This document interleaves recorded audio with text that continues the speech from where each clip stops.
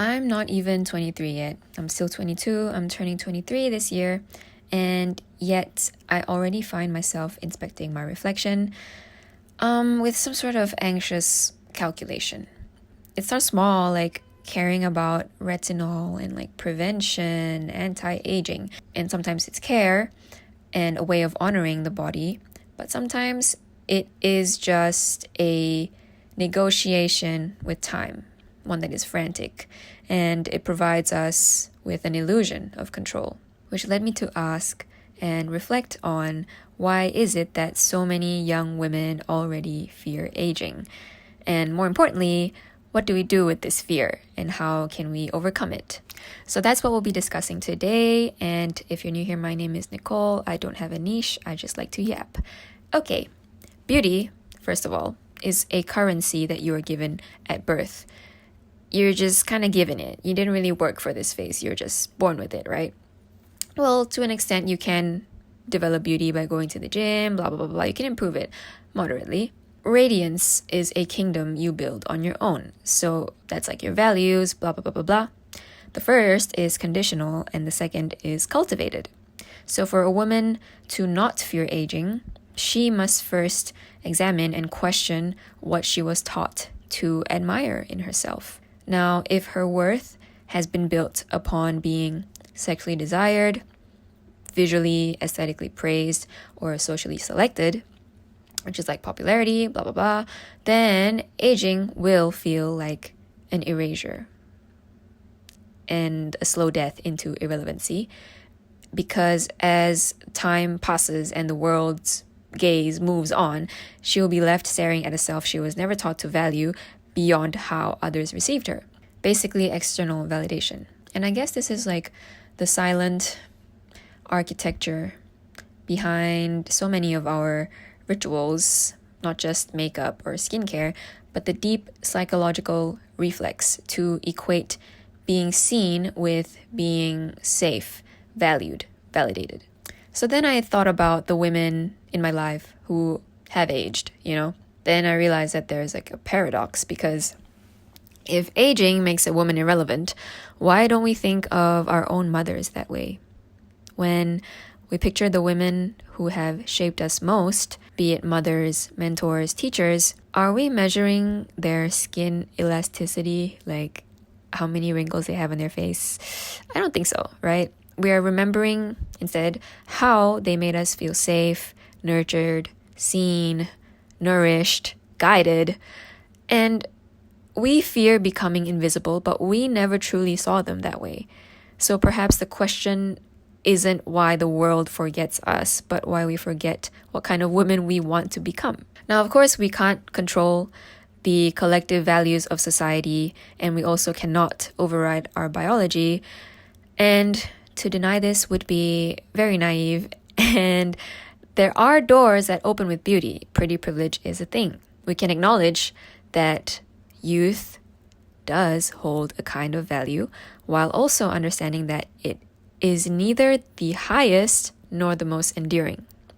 Well, clearly it's not the most endearing because it's youth, it will pass. There's a common saying that is, men age like wine and women age like milk. Does it feel good to hear this? No. But is it true, at least in terms of perceived SMV, that is sexual market value, standards? Then statistically, yes. And perhaps it isn't entirely unfair because men are often invisible in their youth. We just reach our respective primes at different stages. So if you're looking to marry young, I guess right now in your early 20s or whatever is your window. Don't waste it complaining, but just use it consciously. This is the game. We cannot change the game. We just have to play it right. We are agentic beings, right? We could sit here all day and complain about things that aren't in our control. But is that really the best use of our time? For me, at least, I would prefer to focus on what is within my control and use it to align my actions with the reality that I desire. So how can we do this, right? We can choose to grow different forms of value that time cannot take away from us. It can't erode. Values which are earned and not inherited, and that don't depend on external recognition to sustain. So this is why the work of maturing emotionally, intellectually, spiritually is not easy. Some examples of things that I personally want to work on are things like speaking clearly, thinking originally, being authentic, leading with wisdom, holding space. This is like empathy and compassion, having depth, and I guess teaching, healing, and building and mentoring others, providing value to those that I can and however I can. So those are things that personally I think don't expire with time, but instead they ripen, they get better the more I do it. And more importantly, they are undeniable, even to those who would rather not look. You know, a woman who commands a room with her voice and her mind forces the room to recalibrate. And that has nothing to do with your appearance. So when beauty is no longer the access point, power, for lack of a better word, must find a new entry. We can let this be our substance, our mind, our eyes that see, and not just our face that is seen, or our physique, or whatever. Now, I guess many women fear aging not just because of appearance, but also because of isolation. So we got to think about how we can create intergenerational communities where older women are revered and respected and not erased, which I think is a lot more prevalent in Asian cultures. Like, we really respect our elders. I'm not really sure how it is in the West, but how can we normalize aging not in solitude but in sisterhood, which is a mindset that I'm sure has to be culturally adopted, but it can start with you.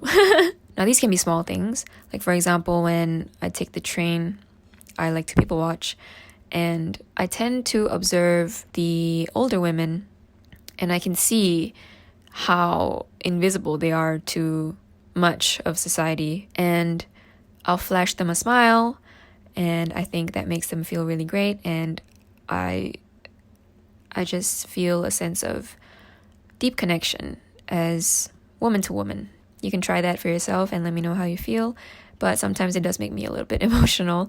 I don't know why. I have yet to fully understand that about myself. Now, of course, I'm not asking you to abandon beauty and like not do your makeup and not care about your skincare. Yeah, sure, just do whatever you please. Adorn yourself. It's not a call to abandon beauty in whatever, create the image that pleases your eyes, right? Women are aesthetic beings. We like art and are drawn to beauty. But don't confuse ornamentation with self. Don't mistake your reflection for your identity. Don't let your rituals become things that you do because you want to be liked, but because you actually want to do it. And that's very difficult to discern. The epistemology of that is hard because it's kind of like the chicken and the egg. We don't know which one comes first, right? But I guess just be intentional as best as you can. And I'm pretty sure you will know it because we are, very aligned with our intuitions. And do you feel more in your body or not? That's how I kind of discern when I'm doing something for myself as opposed to for others. Well, then again, you can placebo yourself into thinking anything that you want to believe. So again, everything is just about questioning yourself.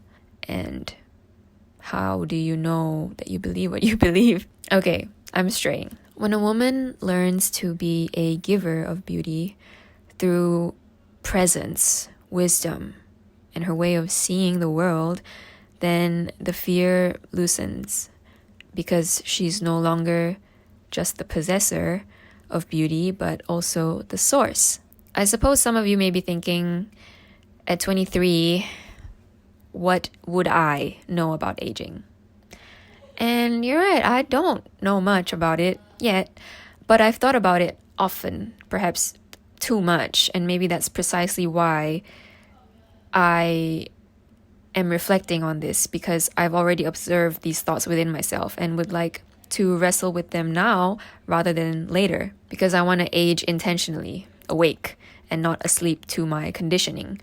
Because I believe this fear doesn't start in old age, but in adolescence. And if we name it now, perhaps we can transform it before it defines us. So if you're wondering what to do with everything I just said, I guess some practical things would be to firstly ask yourself, what did you learn to admire in yourself and who taught you that? So obviously, I am all for intentionality and, epistemology and just being discerning with what you allow to permeate into your subconscious. Because if you're constantly watching content on things that seem harmless, like for example, oh, this is the best anti-aging product, best retinol, blah, blah, blah, then of course you're going to be more susceptible to the fears that this content is trying to evoke out of you or whatever the creator is projecting. How you see people is how you see yourself. So if you want to value the things that time cannot take away from you, like your character, then you must also observe and value the character of the people around you, not just for their physical traits. Because I think lots of girls or women these days they just like a certain influencer because she's pretty. Or like, if I ask my friends, oh, why do you like this K-pop idol, for example, and they'll just be like, oh, she's really pretty. Let's go deeper than that, guys. Let's think about why is it that we value their character? What the specific trait is always better, and how is it that they carry themselves? And then by deriving the specific trait, we can then analyze and think if that is something that we would like to adopt. Okay, that's all I have to say for now. I don't think I have anything else to add. So I actually did write about this before, and then I just fleshed it out a little bit more into a video. I hope you guys liked it, and if you guys found it useful or helpful, or if you have any reflections or insights that you want to discuss, feel free to comment below or even just email me, because I love talking about these kinds of things. I love just questioning my own brain, and yeah, it'd be nice to be able to bounce ideas off of someone and not just talk to this camera, Please consider subscribing. Up to you. I'm very much law of detachment over here, but oh, my eye is itchy. Okay, hold on. I don't really have a niche. I just yap about anything and everything, but they mostly have to do with reflections of my own life and questions that I ask myself. And it'd be great to have a community of people where we can collectively discuss ideas and learn from each other. Thank you very much for watching until the end. It means a lot to me. Let's be friends. Until next time. Everything you need is already within you. I love you guys. Okay, bye.